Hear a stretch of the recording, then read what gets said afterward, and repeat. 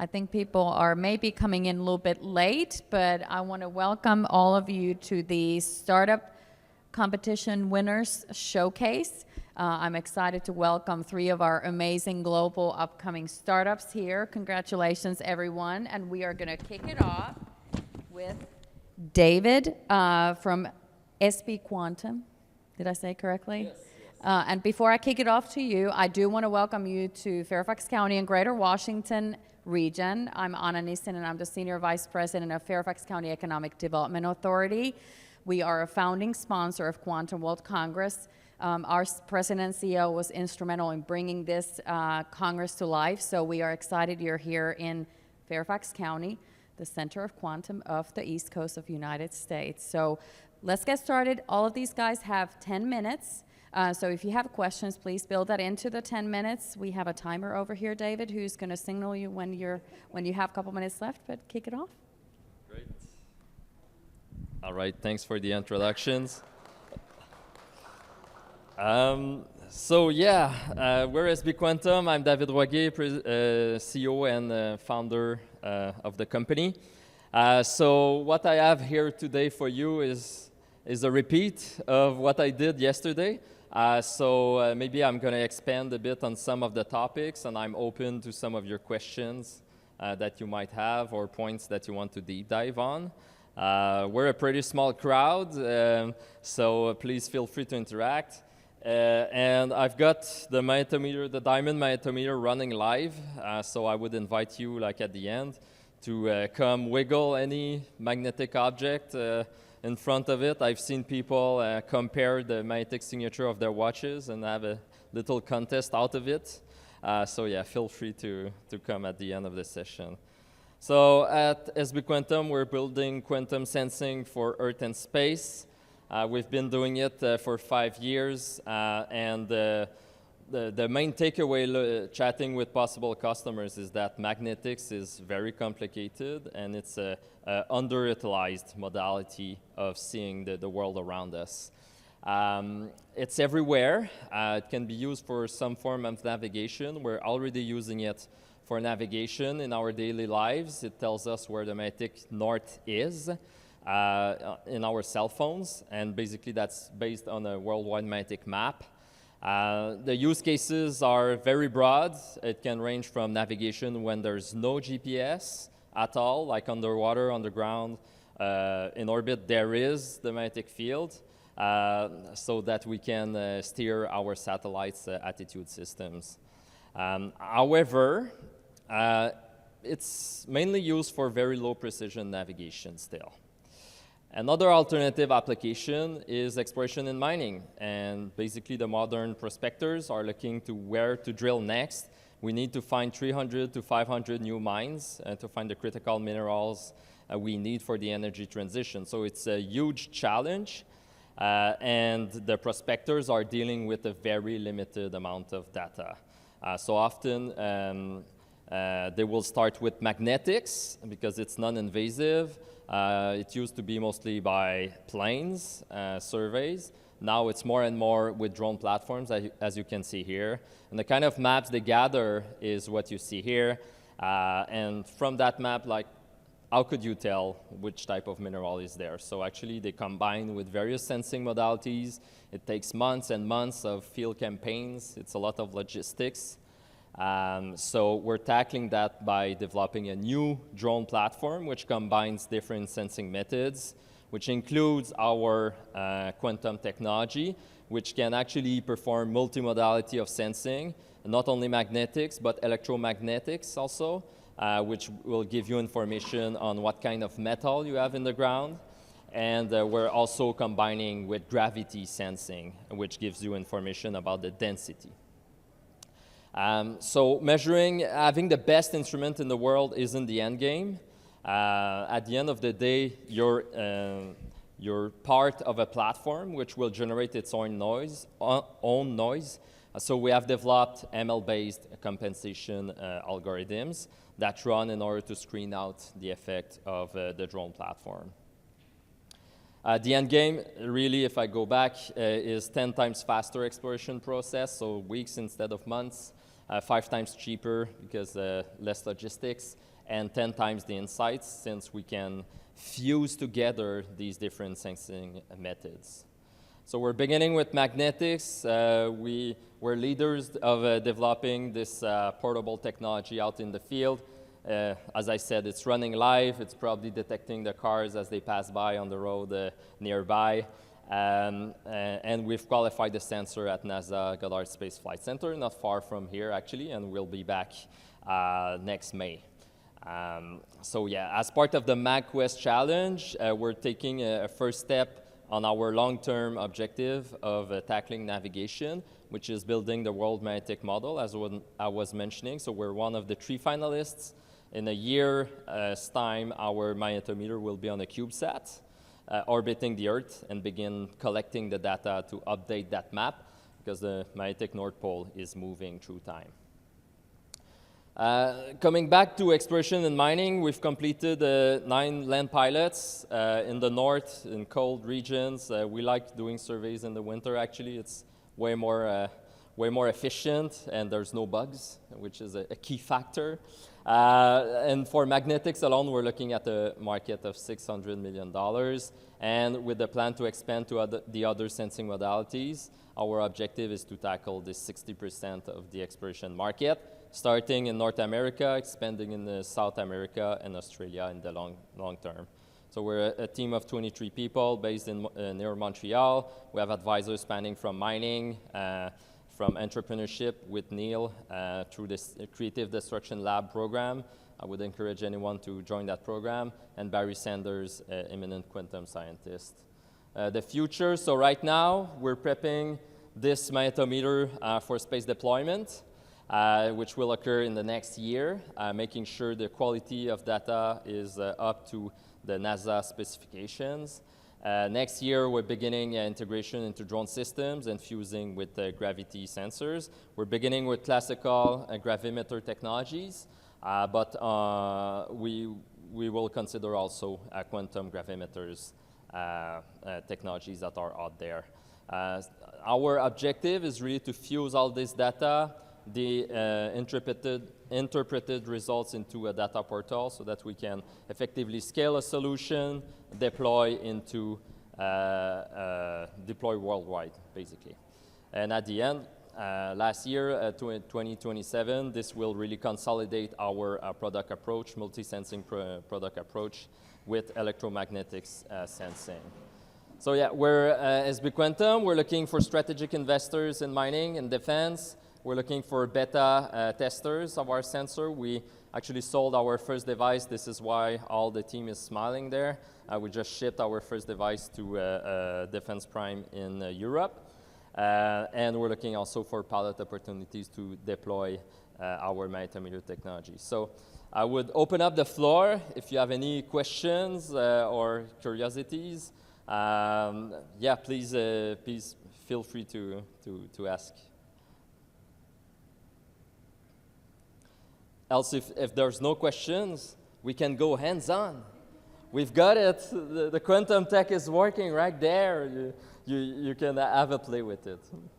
Yeah. Have you tested your technology on different types of landscapes in the sense of mountainous areas and then flatter areas? And do you notice a difference in result based on the landscape? Great question. So often mountains are created from volcanic structures, or it can be from seismic events. So actually it will change the magnetic field signature. So but it will all depend on where you are.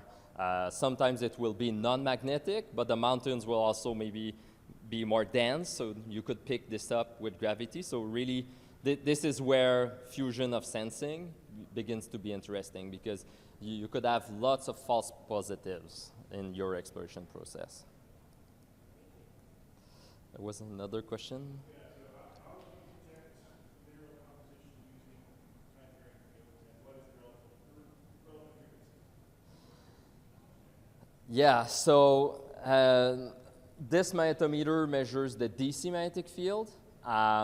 So actually, you're measuring the geology of the ground, so it doesn't tell you directly what type of minerals you have there. So you base your decisions on your experience, on your past surveys, then you tend to link some type of geology with some type of minerals. Then you can go AC with electromagnetics. Then it's an active method. You're actually pulsing an AC field in the ground and looking at the response of the ground and picking this up with the magnetometer. And then you can extract what is the conductivity. So again, cross-correlating with the geology, you can tell, okay, with this geology and this type of conductivity, I probably have nickel, or I probably have copper, or I have this massive sulfide volcanic structure that is usually related to, let's say, a cobalt body.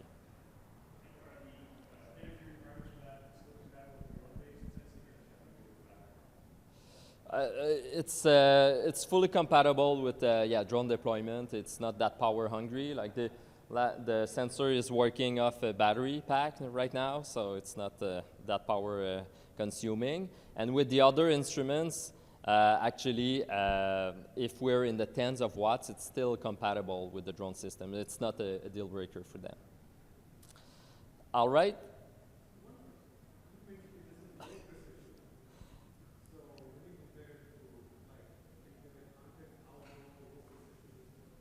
Yeah, so we're at time. I'm going to try to close this quickly. So low precision means hundreds of meters of precision. Yeah. And maybe last one? Sure. So can you try to put it in the hole and go down and show me there and do literally the same thing as your above surface? Yeah, that's a great question that we get asked quite often. For now, we do not see a strong differentiator with existing technology going for borehole measurements, but that could be more useful for operations type of interpretations. So while they're digging tunnels, they could extract information. So yeah, that's a lead we're planning to investigate over the next few months.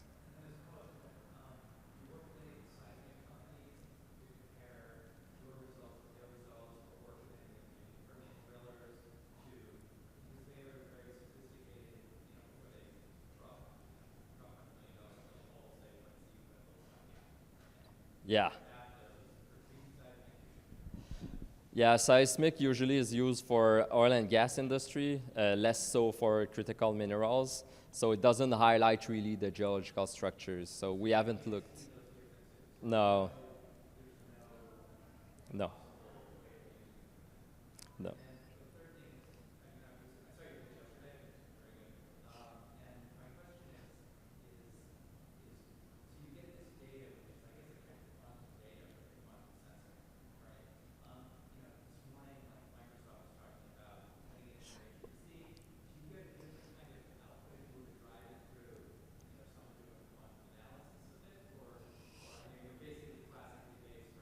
Yeah.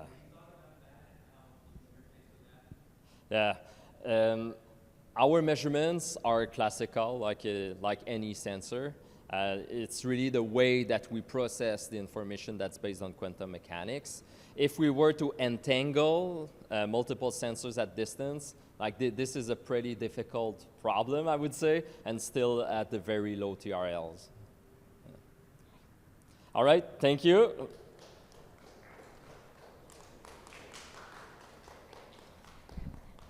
Thank you, David. And now, since we're running a little bit behind, I would like to invite the first runner-up to the podium, and let's make sure that we have you set up here. And this is Anuraj, Chief Product Officer of Cruise? Yep. Cruise? Cruise. These are hard words to say. Okay, so I will get you started, and I will see if I can get your PowerPoint loaded up for you. Yep.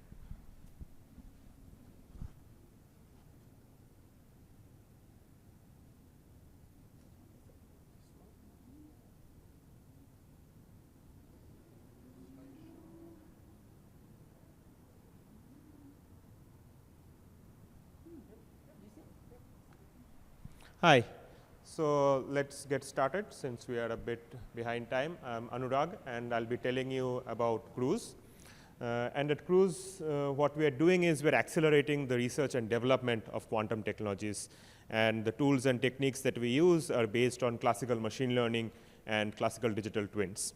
So one of the big challenges right now, and this has also been reflected in many of the talks earlier today, is that developing quantum technologies is really hard. I don't think that's a new news to anybody. And one problem there is that unlike many other technology platforms, the design and simulation tools for quantum technologies is often unreliable. Now, some of that stems from the fact that the physical effects in many of these devices is still not very well understood, but another big factor is also that these devices, these early stage engineering prototypes, they are very sensitive and very vulnerable to any variations in the manufacturing process, any variations in the environmental conditions and such. So what this ends up being the case is that if you are a research and development team in any quantum technology company right now, does not matter a big firm, big tech, or a startup, your R&D engineers and scientists are spending a lot of time basically trying to understand what is the difference between what the team is designing and simulating and what actually ends up coming out of the fabrication center.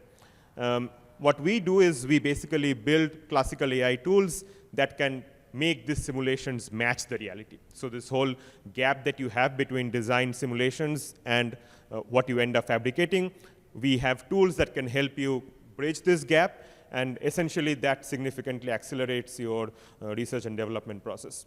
So how do we do this? How do we make sure that your simulations actually match the reality? The way that we approach, the way we tackle this problem is by making sure that simulations are actually learned from data, and they are not something that you design purely from first principles by looking at equations and trying to look at your designs. And the way to do this is you take your simulations, and our simulations are differentiable. I'll not dive into the technicalities of that. Please come talk to me later if you want to understand why differentiable simulations are important. But we take these differentiable simulations, these differentiable digital twins, combine them with data that we get from all of these experiments, and then these together are used by what you see here called model learning, which are our proprietary algorithms that can take this data and combine this data with the digital twins to then produce a very accurate model of the system. And these accurate models are then used by the software to help you understand the dynamics of your system. Most importantly, this can essentially help your engineers debug the research and development process, right? So you want to understand why your R&D is not going the direction it should be going, and this software helps you debug that process. Just to clarify, this is all based on classical AI and classical machine learning tools. It can be used today. It is being used right now by our users. It does not require fault-tolerant, large-scale quantum computers. So let's dive deeper into it. I've been talking a lot about why accurate simulations are so interesting, but maybe I need to give a more motivating example behind what do you do with these accurate digital twins, these accurate simulations. So the concrete example that you want to consider is that you are a quantum computing company. You have some really nice QPUs, but your quantum gates are at 98.5% fidelity. You want them to be at 100%, so you want to understand where this 1.5% of the fidelity is going. That really is what the software is doing right now. So the software can take data from your quantum computer and give you this complete breakdown of budget that even though your device right now only has a 98.5% fidelity, the remaining 1.5% that you cannot capture right now is broken down into whatever bad manufacturing process, errors in fabrication, problems in your control electronics, environmental conditions, bad air conditioning in the lab, things like that. So this is very, very powerful for R&D teams because what it does is essentially brings down the R&D process from several months to several weeks, which translates into not just a much faster development, but also savings in terms of engineering cost. And this, again, very much critical for any R&D team in the quantum technology space, not just computing. I gave an example of computing, but you can also look at sensing similarly. Let's look at a more concrete user story from one of our customers. So we have been working very closely with the quantum machines team. They make hardware that's part of the quantum technology stack.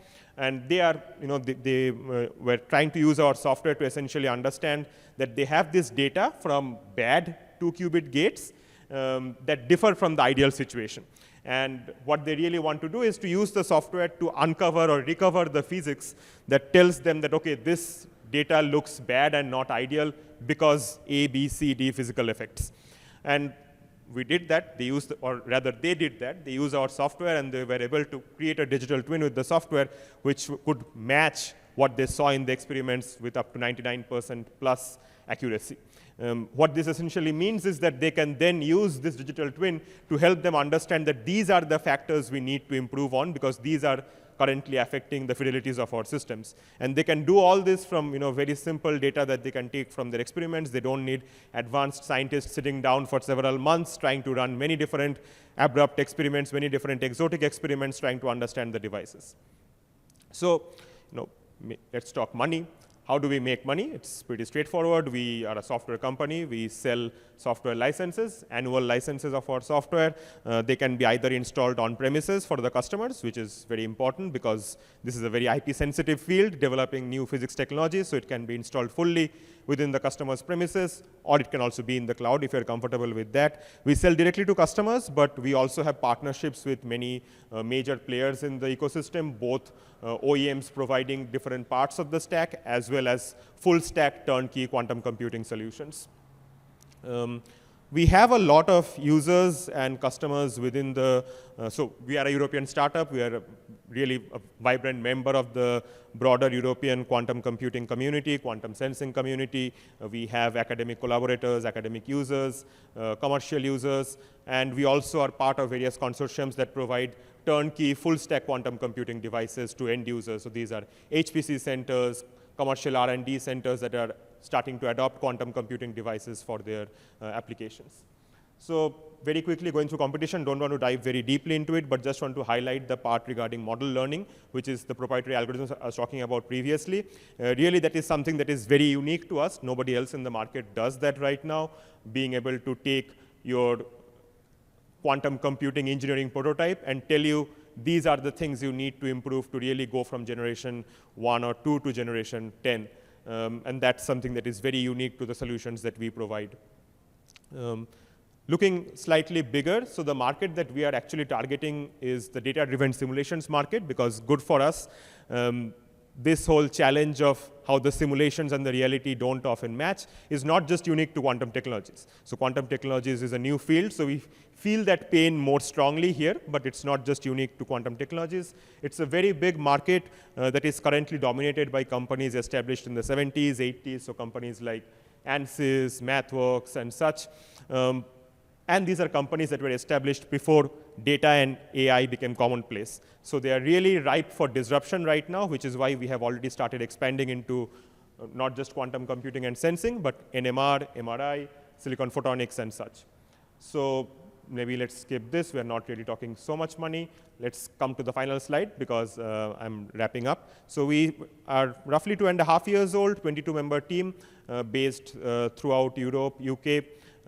We have raised over 7 million euros in non-dilutive research grants, which run all the way to, I think, 2 more years. We have academic users, commercial partners, like I was saying. And the reason why I am at the Quantum World Congress is because we are currently raising our seed round. So if you want to be part of this journey, come talk to me later on. Happy to chat and tell you more about what we are building. Thank you. I think we should still have maybe 1 minute for questions. Yeah. So maybe 1 or 2 questions, yeah, if any. Yes, David. Examples of optimizing quantum sensing. Yes, so we have some work that we have been doing with cold atom-based quantum sensing, so optical clocks and similar devices.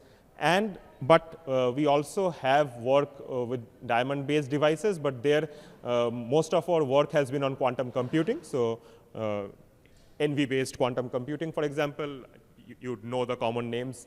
But I don't think the technology is very different for what we would need to do for you as well. So I think we should talk afterwards. Probably there is a scope to collaborate. Yeah. Maybe if you can add, how do you integrate with different platforms like the sites, are your packages like seamless integration like Python? Yeah, we have very close partnerships with these players, which essentially means that we work closely with them to develop these integrations such that the customer doesn't need to even worry. It feels completely seamless to them because Zurich Instruments and Cruise works together, Quantum Machines and Cruise works together to build this integration behind the scenes.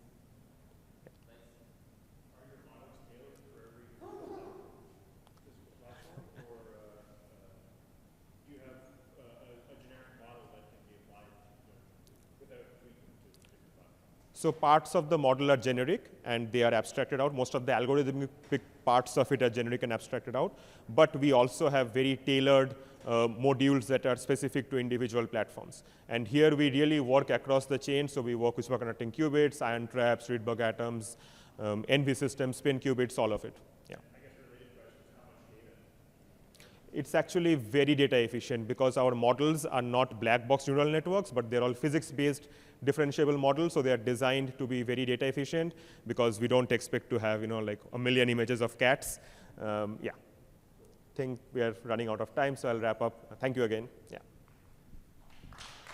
Thank you so much. And without further ado, I will be asking our winner of the competition, Euclid, come on stage. And unfortunately, because we have a counsel general waiting and he has to leave, you have about 5 minutes. And then if any questions that you want to take at 2:15 when the next one starts, you will have to do that outside. I apologize. So let's get your, I think you have your. If you have it already, I right. think we do. Okay. Which one is yours? The Euclid. I think you don't have it here. Okay, so let's do this.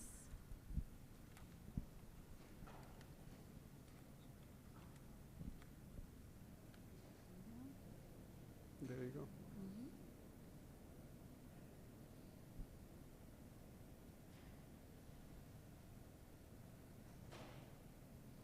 It's a PDF, so you will have to. So there is a way to do full screen. I do not know because I'm not the.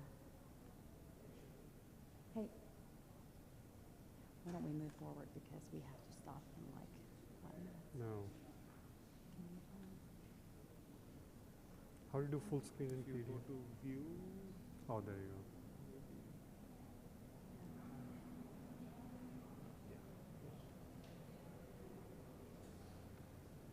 There you go, view. There you go. There you go. We got it. Okay. Where is the clicker? Oh, thank you. So I'll talk about Euclid, and like yesterday mentioned, this is, I'll talk about the big picture problem we are trying to solve, and then what technology in terms of quantum sensing, NV diamond sensing, which is very applicable to this. So we are in semiconductor market overall we are going after, and I think as you're familiar, after the PC and computing era, PC and basically mobile era over the last 3 decades, AI, I mean everybody's talking about it, but it's really a major tectonic shift in the industry. And in 2024, the revenue of semiconductor industry will be about 600 billion and heading to $1 trillion by 2030, if not sooner. And the demand for the compute is just insatiable, right? We know all the large language models and ChatGPT and all, and the way industry is delivering that today is instead of just scaling silicon, adding chiplets in a package. So nowadays, one of the package can contain even 30, 40, 50 chiplets to deliver the level of compute we are looking for. And so up to now, traditionally, the way we have worked is we scale the silicon by doubling transistors every 2 years. That was the Moore's law. But now we are doing going forward is kind of connecting and stacking dies. So connecting in two dimensions and stacking in third dimension. And we can stack 816 stories inside a complex package. And now you have to make all these interconnections between the silicon layers. And there is a roadmap of scaling that interconnects. And that's kind of the new, so to speak, Moore's law to increase compute throughput, performance, power, and all that. But as we are really advancing this technology of complex integration inside a package, one of the problems we are facing is connecting these silicon layers in making this sandwich of complex structures. And you have to make tens of thousands, and now it is heading towards hundreds of thousands and millions of connections inside a package. And when you put the two layers together, because you're doing these connections at micron level, it's very hard to figure out if you made 100% of the connections, because one wrong connection, the whole package does not work. And so they need what we call metrology or inspection techniques, which can look at as you're assembling that. And in the silicon, the metrology is using electrical or optical or thermal. Those are the three known modalities used today in silicon, because silicon is grown, so every layer as they are growing, they're able to see.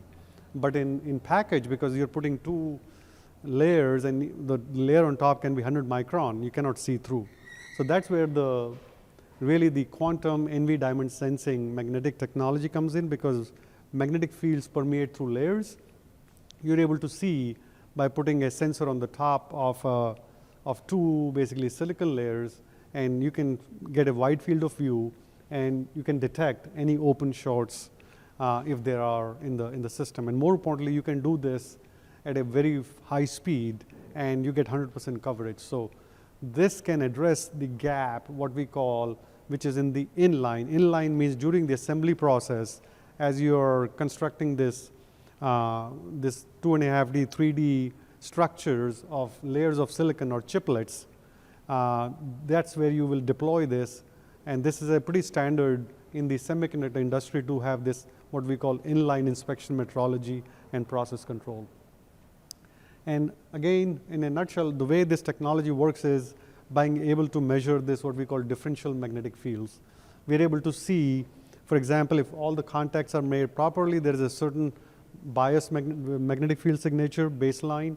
And if there's an open, you get a weaker magnetic field. And if there's a short, you get a stronger magnetic field. So we can tell very precisely at micron level where we have opens and shorts in the system. And like I mentioned earlier, electrical and optical are the two most common modalities today, and thermal. But thermal doesn't apply to packages because heat cannot dissipate. As it dissipates as it goes through layers. And X-ray is a new up and coming, but the problem with X-ray is, like human, X-ray is harmful to silicon. It kind of impacts the DRAM cell in semiconductors. So quantum MRI, magnetic sensing, actually is the only known modality right now which can meet all these requirements. So I think that's where we are really, really excited about the potential of this opportunity.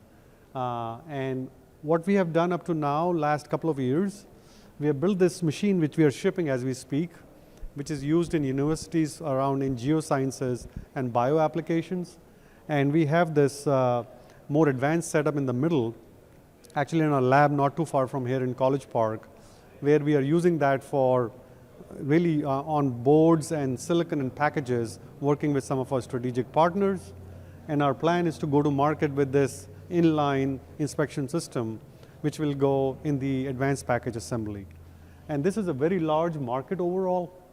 Like I said, the overall market for this complex packages by 2026 will be over 500 billion. The equipment spend in packages today is over 10 billion. And in 2026, the opportunity on a very conservative level for a Euclid inline instrument is in $1 billion range. So it's an extremely large market, but what we need is obviously a solution which fits hand in glove to be able to address this problem. And I think lastly, we have a very experienced team in terms of quantum physicists. In fact, Ron is one of the co-inventor of the quantum NV sensing at Harvard. And then David, who's our CTO, sitting over here, and in general. And then we have people who have packaging expertise in electronic system and finally business. So I think that's how really we are looking at the big picture, what all it takes to bring a right team, a right problem, and a right solution together. Thank you.